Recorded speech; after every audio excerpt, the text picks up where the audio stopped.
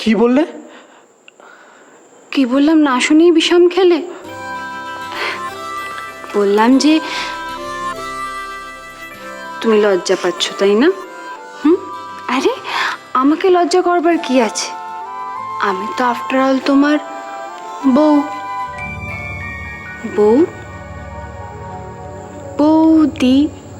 বৌদির বন্ধু। আমাকে সব কিছু বলতে পারো। বলো কি বলবে, বলে ফেলো। বল।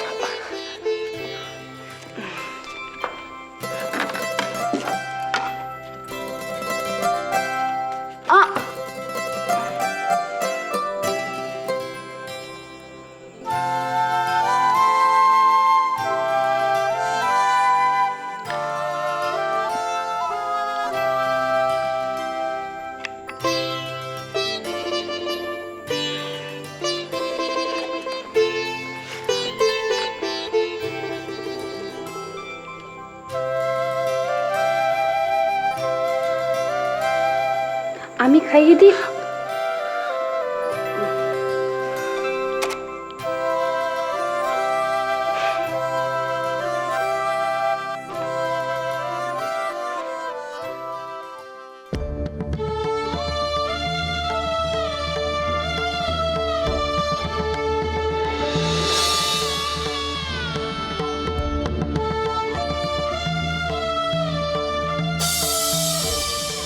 কনিষ্ককে অন্য লোকেরা তাদের জামাই বলে আটকে রেখেছে।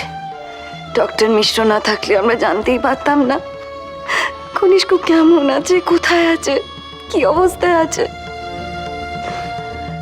এত কিছু ঘটে গেছে। হ্যাঁ মা, আমি কি করতাম বলে তো? আমি কি করতাম তুমি বলে দাও। আমি আমি তো নিজেই বুঝতে পারছিলাম না যে ঘটনাগুলো ঘটছিল আমার সাথে সেগুলো সত্যি না আমার কল্পনা। আমি কিছুই বুঝতে পারছিলাম না মা, আমি কি কনফিউজ ছিলাম তুমি জানো না। আমি কি করতাম তুমি বলে দাও। আরে পুলিশ কিন্তু দাঁড়ানো যাবে না, তাহলে কি হবে?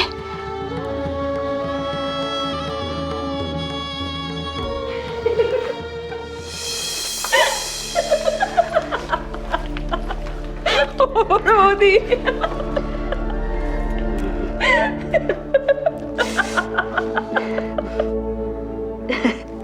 কি হয়েছে মনি?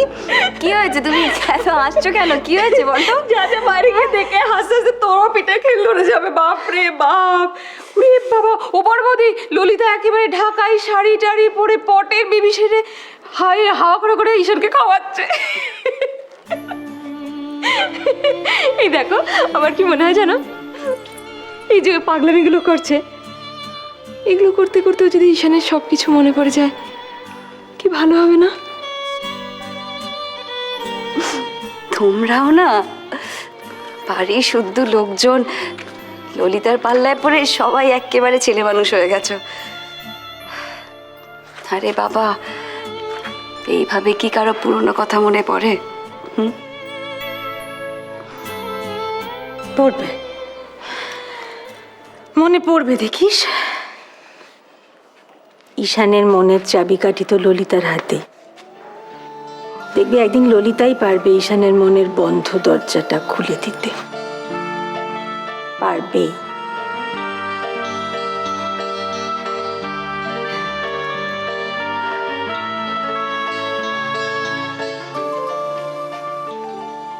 এই নাও মা, তোমার নতুন চশমা। তুমি বই পড়তে ভালোবাসতে না, তাই এবার পুজোর সংখ্যা তোমার জন্য। শুনলাম তুমি নাকি কালকে মাসির সাথে বাগানে বেড়াতে গেছিলে। এ নাও নাও। জানো, ডাক্তার বলেছে খুব শিগগিরই তোমাকে ডিসচার্জ করে দেবে, তারপরে আমরা একসাথে থাকবো। না না কেন? তুমি কি আমার সাথে থাকতে চাও না? তুমি কি ভয় পাচ্ছ মা? তুমি কি জয়ন্ত চ্যাটার্জিকে ভয় পাচ্ছ? আমি আছি, এবার আমি প্রতিশোধ নেব। না না না কেন মা? না না না কেন? না কেন না? না না আমি তোমার কোনো কথা শুনতে চাই না মা। আমি আর তোমার কোনো কথা শুনতে চাই না। ওই লোকটার জন্য আজকে আমি অনাথ হয়ে গেছি। তুমি আসাইলামে, ওই লোকটা আমার বাবাকে মেরেছে। আমি ছাড়বো না তাকে, আমি প্রতিশোধ নেবই। আর আমি এটা জেনে গেছি যে ওনার উইক পয়েন্টটা কোথায়।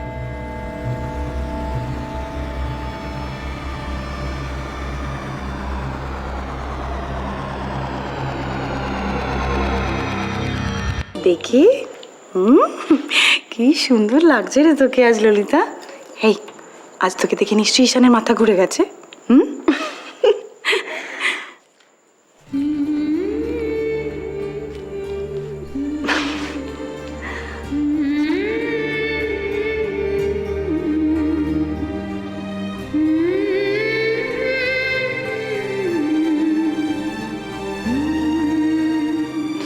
নাথবাবু, আরে ও নাথবাবু, দেখি তো।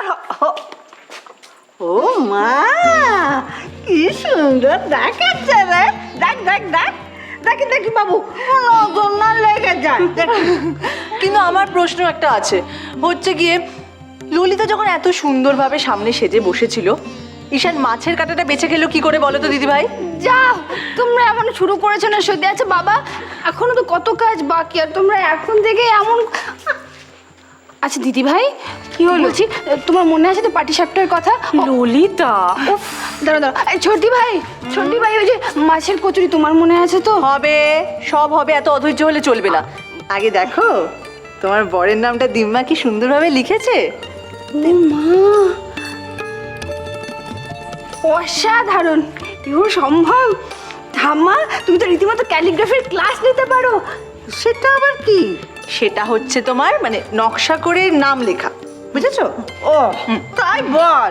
তো এদিকে আয়, এদিকে আয়, এদিকে আয়। কি দেখি দেখি দেখাও না, দেখাও না। দেখাচ্ছি দেখাচ্ছি, দেখাও না। দেখ দেখ, একে বলে মানতা। কত ভরি?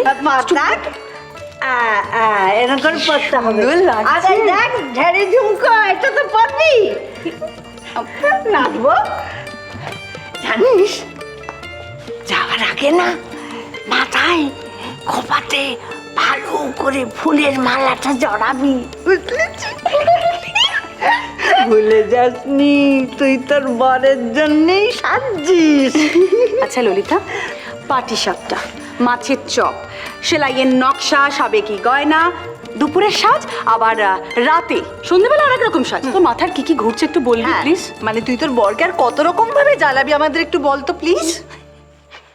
ঠাম্মা শুনলে কিরম কর। আহারে, এত মিষ্টি জ্বালাতন কোন বরের না ভালো লাগে? কিন্তু ঠাম্মা, কি রে? আমি এত কিছু করছি, তবুও আমাকে মনেই পড়ছে না। সখী ভাবনা কাহারে বলে, সখী যাতনা কাহারে বলে, তোমরা যে বলো দিবস রজনী, ভালোবাসা ভালোবাসা, সখী ভালোবাসা কারে কয়? এটা ভালো হচ্ছে। সে কি কে বলি যাতনাময়।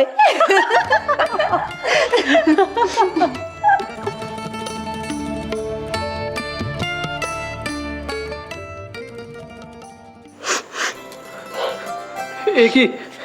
এই তুমি কথা কথা কেঁদো না তো। তোমার সঙ্গে না এই কান্নাকাটি না একদম মানানসই না। প্লিজ কান্নাকাটি করো না। তাহলে কি মানানসই? হাসবো? সব সময় তোমার দিকে তাকিয়ে শুধু হাসবো?